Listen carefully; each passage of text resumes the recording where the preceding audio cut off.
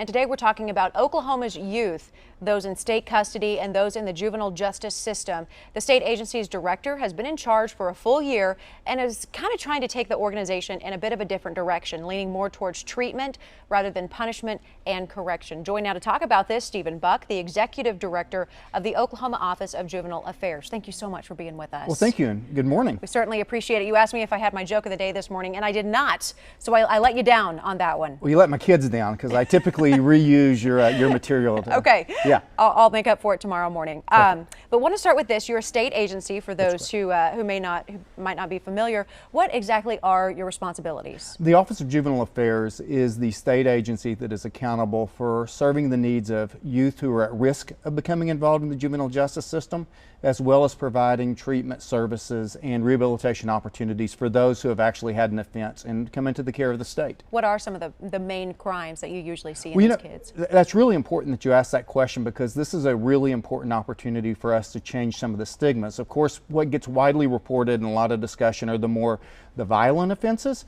but the majority of the kids come to us on property crimes or drug possession or something like that. So that's the majority of what we see. When you say that you're also involved in kids who are at risk of becoming part of the juvenile justice system, how do you identify if a kid is at risk of becoming a criminal or not? You know, since I've been on the job, I've had a chance to spend a lot of time looking at our data, and there are really three indicators that suggest somebody is going to be at higher risk of juvenile justice involvement. Those might include kids who are not in the classroom learning. Perhaps they have been expelled, or perhaps they're experiencing truancy. That includes kids and their parents, very important to note, who are not getting access to substance abuse or mental health services. That is a significant contributor to the kids who become involved in juvenile justice. And then the third would be, you know, just simply kids who have not been afforded healthy family relationships. We know that relationships are so incredibly important, and for far too many of our kids, they just don't have that connection in a healthy home life. Heaven forbid a kid is in that situation. Let's kind of walk through this, a scenario, because it is our taxpayer dollars paying for this. Let's say 15-year-old Bobby gets involved with the wrong crowd, doesn't have a great family, as you say, is one of the factors. He is involved in an armed robbery. Maybe the third time he's involved in an armed robbery convenience store, he gets caught. He's in your system. What happens? Walk us through kind of the process of what you do as you take over. Well, so that would be one of the more extreme cases where you have somebody who has a third offense of armed robbery, and at that point, it is most likely their trajectory will end up having them in one of our secure care environments. They will go through a series of judicial processes, and they will be adjudicated to our care. Adjudicated is a word for placement. They will end up in the care or custody of our agency, and then we will make a determination what the most appropriate level of care is for that young person. In that case, based upon that history, you're probably looking at secure care, but really important to emphasize that we want to make a difference before that third offense. There are going to be warning signs along the way, and that's our opportunity to intervene earlier and help these young people have a very, very different trajectory. You have two bills working their way through the legislature right now. One has to do with education. Correct. One has to do with mental health. Are those for, I hate to use the word inmates, are those for children who are already incarcerated in state custody, or is that kind of before the fact? Is that for education for kids who are at risk? The education piece specifically speaks to those young who are in the custody of the state. That might be my custody, or it might be child welfare, DHS. What the premise of that legislation is that when a young person enters state custody, they are going to be placed in different communities, not at their own discretion, at the discretion of the state. And what currently happens is young people who enter education, maybe as a freshman, they may start in school district X. They get placed into school district Y.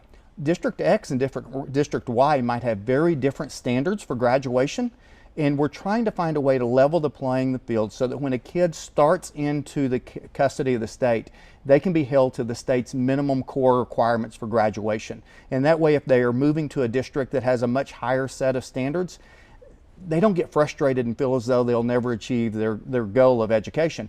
We know that a high school diploma and then subsequent education is the way to help people healthy in the community, help them engage, and we know it's economically responsible for our state. you're working more towards mental health, education. We even saw some photos of kids doing some kind of vocational training and that sort of thing. Walk us through that. Yeah, vocational training, vocational engagement is so incredibly important. If you listen to the education advocates, and we're really fortunate in the state to have some people doing some great work in education, they are beginning to articulate the importance of having either bachelor's level at a minimum or the importance of having trade certification, some sort of skill set.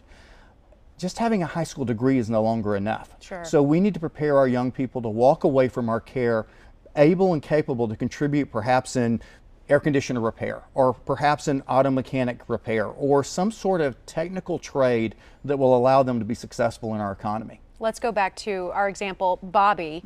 So he's going through this. Obviously, he's going to have some charges against him. Right. Is he still going to school while he's in your care? Is he going to these vocational programs or? Great question. It depends on where they are placed to what their educational engagement looks like. I will tell you that education is clearly one of my core four.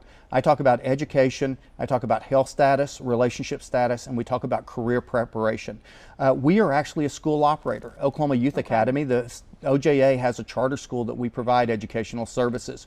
And so we blend a lot of credit recovery. The young person who's in my care and a secure care, they are typically reading and math skills at a 5th grade level. I have a lot of remediation to help these young men and young women prepare to be successful. So we provide the education, we work with our career tech partners to provide other opportunities so that when people leave our care, they're prepared to be competitive in our economy. When we also talk about these kids who you say are at risk, you know, hopefully before they get to the armed robbery, fake Bobby level, are they teachers who are noticing a trend, or are they parents or someone who should reach out to you and say, any or all? I mean, any concerned citizen, when they see a young person who is beginning to experience difficulty, to show that at risk, can assist. We receive a lot of community referrals that we will work very diligently to help people connect with services. Sometimes it's mental health services, sometimes it's behavioral health.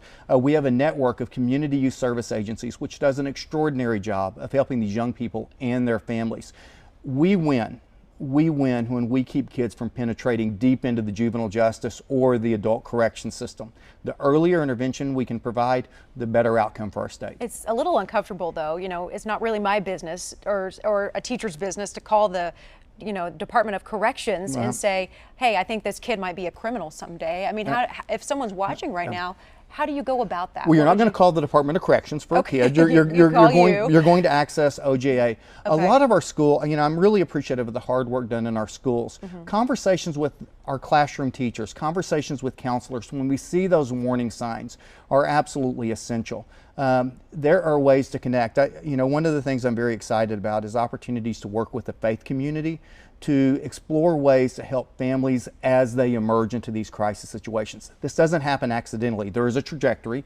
We need to be much more skilled in addressing it earlier in that line. All right. Wow. Certainly appreciate your time. Really interesting stuff. And we'll continue to keep following that. As I said, 2 bills working their way through the legislature right now, one having to do with education, one having to do with mental health. Yes. Thank you so much for your time. Thank you for your time. Congratulations on 1 year. Thank you. Now with OJA. Certainly appreciate all the information you brought today. We'll keep in contact with you.